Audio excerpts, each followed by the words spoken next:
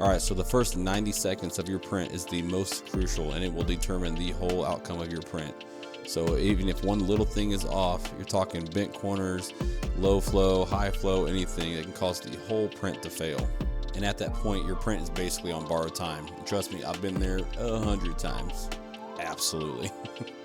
So today I'm going to give you guys my exact PLA settings for the Bambu Lab A1 Mini that I personally use and found to be better and more consistent over time. And it does a great job out of the box, don't get me wrong. All the tests, the calibrations it runs on its own that's automated work great, but there still are times where it might switch to different PLA brands and things like that, where I actually have to run through some manual calibration tests and maybe lower or raise certain settings on through Bambu Studio. So if you guys stay with me right now, I'm going to show you guys what mine looks like and how it should look, and then I'm going to walk you guys through and help you guys fix yours if it looks anything like some in the video. We'll fix some of these things in seconds, guys. Seconds.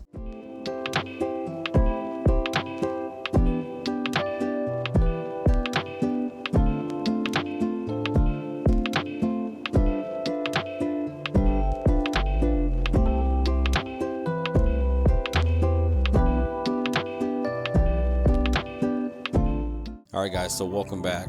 And if this is your first time being here, my name is Adam James and I'm glad you're here. So today I'm actually going to walk you guys through my personal settings for PLA printing through the Bambu Lab A1 Mini, specifically mine, that have helped me have great first layer adhesion, and it's improved my prints. So I'm going to go walk you guys through it too. And so we're going to walk through plate prep, we're going to do a test print to what it should look like and what it should not look like, and also we're gonna walk through my exact PLA numbers within Bambu Studio, and then basically I'm gonna give you guys a little cheat code basically, so if it a little side by side, so if it looks like this, try to do this. That's what I'm gonna give you guys. So let's get into this, guys. Let's do a deep dive. I love saying deep dive, it just feels good. Everything's a deep dive. Maybe I'm just weird, I don't know. Anyways, dude, let's go. Let's do this. All right, guys, so the perfect first layer has 3 traits. There are no gaps, no ridges, and then the lines look slightly pressed onto the build plate, kind of like a smooth highway, which, I'm not gonna lie, when I wrote that down, I honestly thought, is there such a thing? At least not in the Midwest where I'm from, there's not a... So if you can see spaces through the lines, your nozzle is too high or your flow is too low. So if it looks like it's rough or wavy, then your nozzle is too close or your flow is just too high. So before diving into the settings and getting specific with the Bambu Studio settings, let's do a quick little checklist that most people skip, honestly, before they start printing.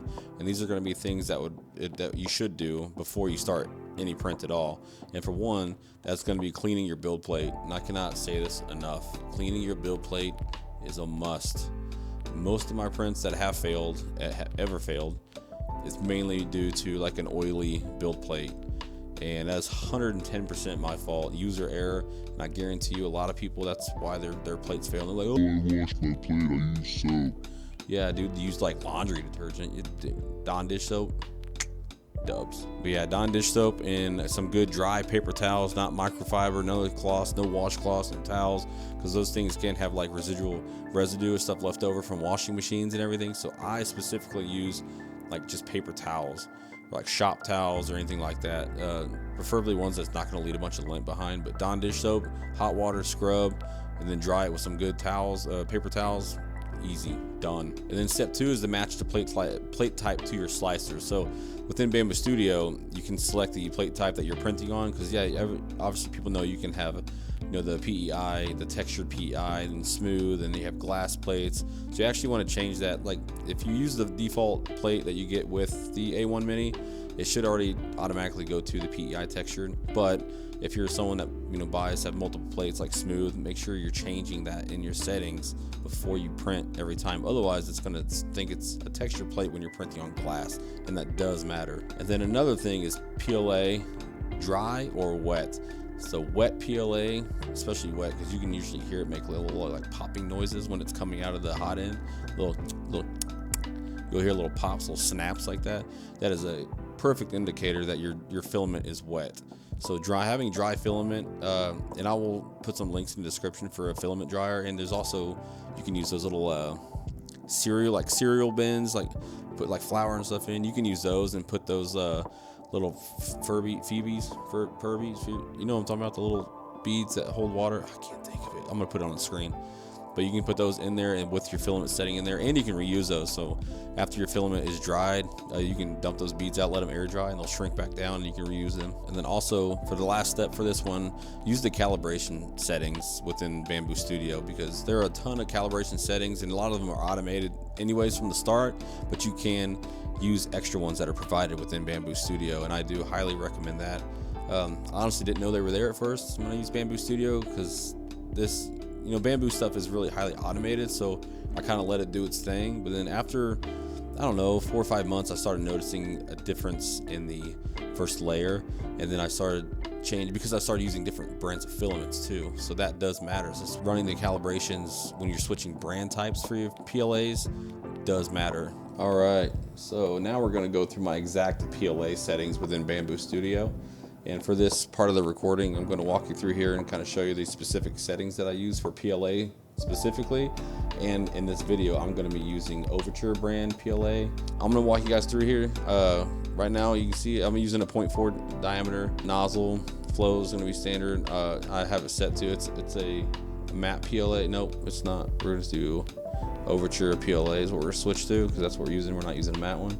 So the assumption of this is a 0.4 millimeter nozzle, standard PLA, typical PEI plate. We're doing a textured one for me, and then it also gives you alternatives for smooth plates too. Filament temps. So as you can come here, Overture PLA, we're gonna click on this, gonna edit. So you can see right here, we can change our, so this is how you can edit per type of filament that you have. You have settings, you can save presets for your filament types. I highly recommend this if you're someone that especially swaps different brands of filaments, because different brands have different heat temps and settings and bed temps and all that stuff. So this is highly recommended. So type Overture 1.75. So recommended nozzle temperatures. So for Overtures, recommended nozzle temps, it is 190 to 220. So I changed that in here. And the nozzle temp at rest should be 215, which it's going to. So 220 is good for here. So the recommended bed temp for PLA Overture PLA is 60 degrees. So textured PEI plate, right now it says initial layers at 65, which usually it's okay. It is good to have the initial layer, the plate be just a little bit hotter than the rest of the print. So it is okay to leave it at that.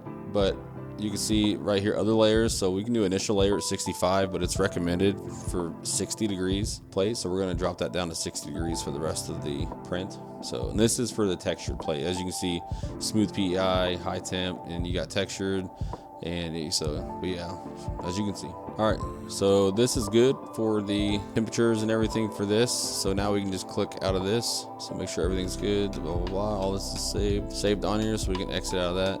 And then now, so we're gonna go right into the first layer geometry. So this is a huge part of it. So your initial layer height, you always want to do a 0.2. For me personally, it's a 0.2 is always the perfect starting point for your initial layer height. And then your initial line width be 0.45. So not line width right here. So initial layer 0.5 is okay, but 0.45, I tend to drop this down to 0.45. And it is a very small increment. Yes, I understand, but I like to tweak things. I came from an Ender 3 Pro where using Cura slicer, you had to tweak everything to figure out how to get a good print, and it took me weeks to figure out how to get good prints out of an Ender 3 Pro. This is like modded with clipper and just, I mean, dual geared, dual Z-axis, like all of it. And it's, yeah, so sorry, that was a tangent, but yeah. And then the first flow, so now we're gonna get to the first flow ratio, so 103%. So the first layer flow ratio, sometimes I bump it up to 103%. A lot of times I'll just leave it at 100%. So it just depends on the PLA that you have, but you can bump it up just a few percent. It doesn't take a lot. So most of the time it's going to be on 100%. So next we're going to get into the speed category on here. So speed is a huge one as well. Slowing your print, and yes, I know, make it slow and make it take more time. I know, trust me, I know. Max 80 MMS with the Ender, bruh. rough times. Slower speeds equal better prints. So the first layer speed, so a lot of times this is going to come default on 50, which I already had it changed. This will come default on 50 for initial layer speed. I tend to drop this by half by half, I know, right? 25 MMS. You'll notice this. I mean, it is reducing it by 50%, but I mean, it's the first layer, so this is the most important layer of the whole print. So you definitely want this to adhere, be good, no gaps, no waviness, nothing like that. So dropping this down to 25 MMS is great. The first layer infill as well, I also drop down to 25, but I tend to drop these way down because I want the first layer to look beautiful, to just everything looks great, no smashing, no elephants. So the first layer travel speed as well, I tend to put at 120 MMS, and first layer travel speed, so down here, so the initial layer travel, it's at 6,000 MMS, so, or 500, sorry. Initial layer for acceleration. I tend to drop this down to 120, and yeah, I know. Like I said, first layer is everything. Reduce speed drastically on your first layer, then you can leave everything else where it's at. This is going to help improve your first layer drastically by changing all of these settings that we've already gone through. Trust me, especially for PLA. Remember, this is PLA specific. All right, so now we're going to get into the next setting for this inside Bambu Studio. Is going to be for cooling. So here, once again, we're going to go into our filament specific setting up here. So we're going to click over here into the three dots, edit, cooling. So part cooling fan, 0% on first layer. First layer, 0% first layer. Never cool on the first layer ever, because you want that first layer to come out hot, ready to go, just liquid, so it adheres really well to the build plate.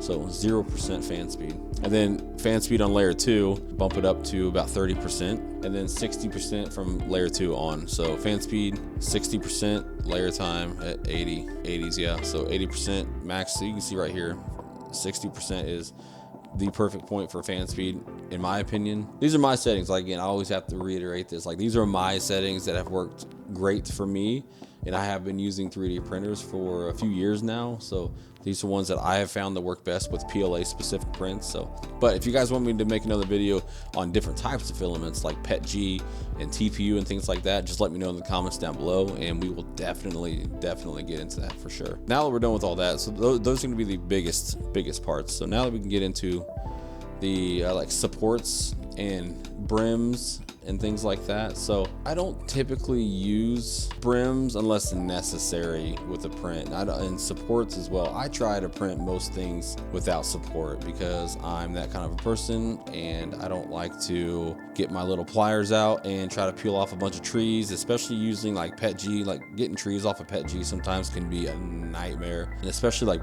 in brims off of certain filaments too, like brims off of TPU. Bro, hit me in the comments if you know what I mean.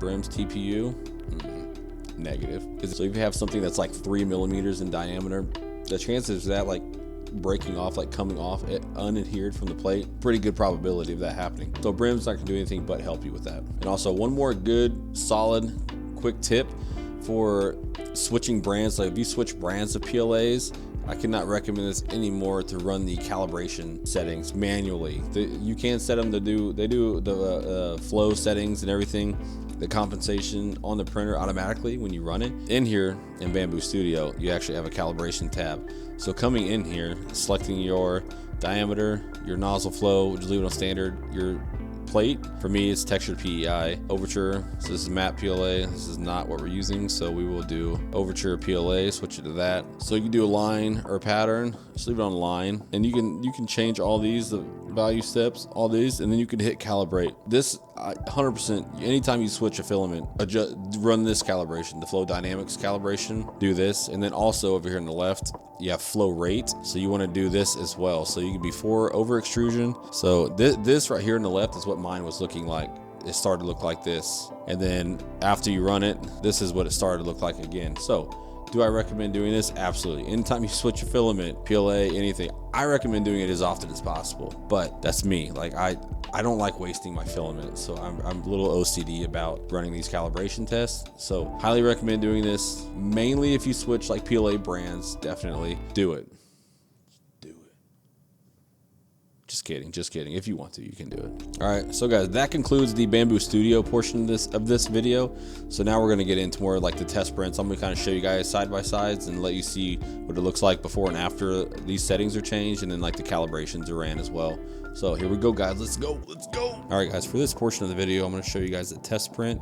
It's going to be a handful of little squares within a border, and I'm going to stop it on the first layer and show you what looks like is a good, decent first layer with these settings for this PLA. Now, this PLA that I'm using is an Overture Red PLA, and it's, for me, the first layer is kind of see-through, so it doesn't look that great on camera. I'm just going to be a disclaimer, right? But me looking at it, it looks great. I mean, as you can tell, like, these look really good. So, but yeah, what I'm looking for is making sure the lines are touching with no gaps, preferably no ripples where the nozzle is just too close to the PEI plate. And then the biggest thing for me is where the corners stay flat, because if the corners peel up from the initial layer, the whole print, everything on that side is going to be kind of smushed the whole way through, and we don't want to do that, guys. We do not want to do that, because then your whole print is in jeopardy. So for troubleshooting, so we get into troubleshooting for each of the three things that I just mentioned. So if there are gaps between the lines, basically your layer isn't going to hold. So the first thing I'm going to do is increase the first layer flow to about 105%, or we can increase the initial line width to 0.48. And then after you do those two adjustments, if it's still gappy,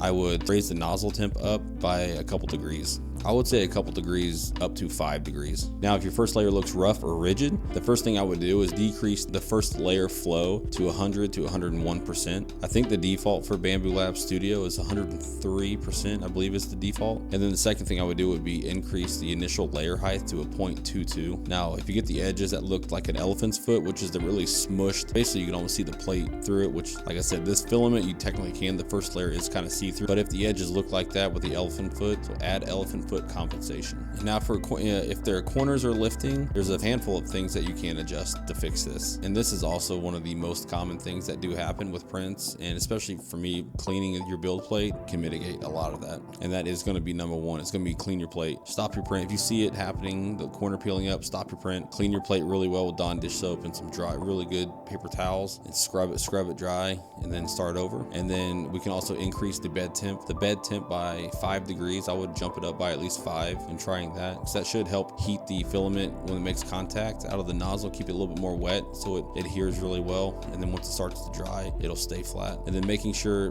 we can also change the fan to 0% for the first 2 layers rather than just the first layer, so that way there's no cooling happening. That way we can try to go for our best adhesion. And then we can also drop our initial layer speed, so the speed down to 20 mms from 25. I typically drop the first layer and the first layer infill to 25%. Dropping down that first layer to 20% will also help mitigate this. And then if you're still having trouble with that, add a 3 to 5 millimeter brim around it, and that will, in my opinion, 100% usually hold the corner. So now what if we get into the print is hard to peel off, like it's stuck to the plate? We're actually going to decrease the bed temp down by 5%. And then what a lot of people do is they try to pull it off immediately after the print. Letting it cool off completely will actually help release the whatever it is that you printed from the build plate. I know it's hard leaving it there, like printed like a super cool object. I just want to pull it off and play with it. Leave it alone. Let it cool. It's okay. So yeah, let it cool down completely. A lot of times it'll release itself and it'll just pop right off. Also, you can use glue as a release agent. I don't typically recommend using glue on plates. You shouldn't need to, in my opinion. You shouldn't need to use glue, but if it's adhering really well and you notice that like consistently and you've done all these settings and nothing's really working, the glue can actually work as like a release agent, because it's going to have like this layer between that and the build plate, and it should make it a little bit easier to pop off if that's the case. A cold pull will actually help get rid of all the remnants from all the other filaments that have been through the nozzle. It'll help get rid of that. And then also you can always rerun the flow calibrations. That does fix a lot, and it does help a lot. And then when you're done adjusting all of these settings, make sure to save it, because you can save it as a custom setting. That way you can always, anytime you run a PLA, you can run this setting and you're going to get that first layer, that good first layer adhesion, and make your prints more consistent, look more beautiful, and just find the quality. It's gonna make it look so much better. So save your preset. All right, guys, this is gonna be the end of my video, and I very much appreciate you guys being here and letting me show you that my PLA settings that have worked consistently for me over the last few months. And like I said, see it right here. Oh man, look at that mother. looks so good. You know what I mean? But yeah, thank you guys for being here. If you like this content, guys, please like and subscribe. And I will gladly upload more content about this series. Let me know what your settings are. If you use something else, save these presets. If you use them, save them. I'm telling you, save them. I thank you guys. I appreciate you being here. And once again, this is my channel. I'm Adam James, and I'll see you guys next time. Thank you.